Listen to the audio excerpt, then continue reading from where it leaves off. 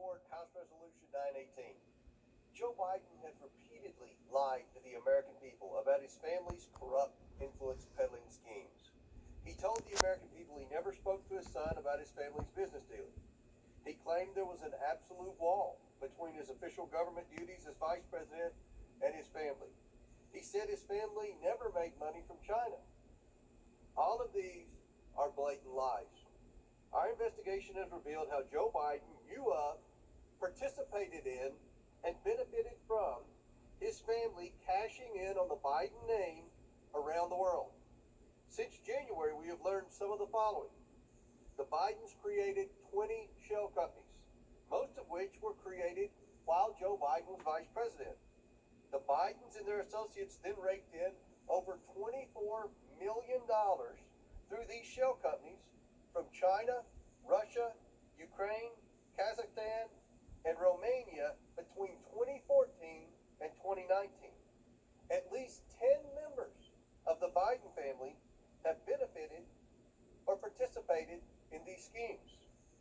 The Bidens layered these payments through their bank accounts to hide the sources of the money. The banks even flagged many of these transactions in more than 150 suspicious activity reports to the Treasury Department.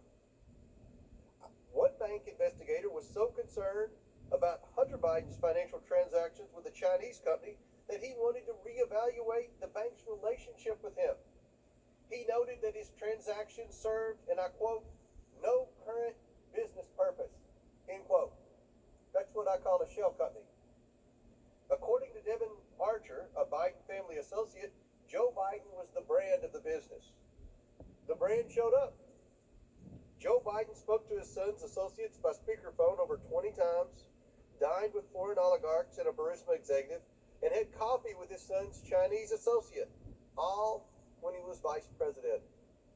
Weeks after Joe Biden left the vice presidency, money from this Chinese Communist Party-linked entity began to make its way to the bank accounts of several Biden family members. Based on one Biden associate's interview with the FBI, these payments were sent to the Bidens as a, quote, thank you. Ask any Justice Department public corruption investigator about the importance of payments received after one leaves public office. It's a hallmark of corruption. We are now at a pivotal moment in our investigation. We will soon depose and interview several members of the Biden family and their associates about these influence peddling schemes. But we are facing obstruction from the White House. The White House is seeking to block key testimony from current and former White House staff.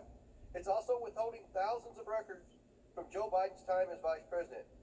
President Biden must be held accountable for his lies, corruption, and obstruction. I urge my colleagues to support this important and necessary resolution. I yield back. Gentleman yields back. Gentleman reserves. Gentleman from Massachusetts is recognized. Well, Mr. Speaker, I need a map to get out of the rabbit hole that Mr.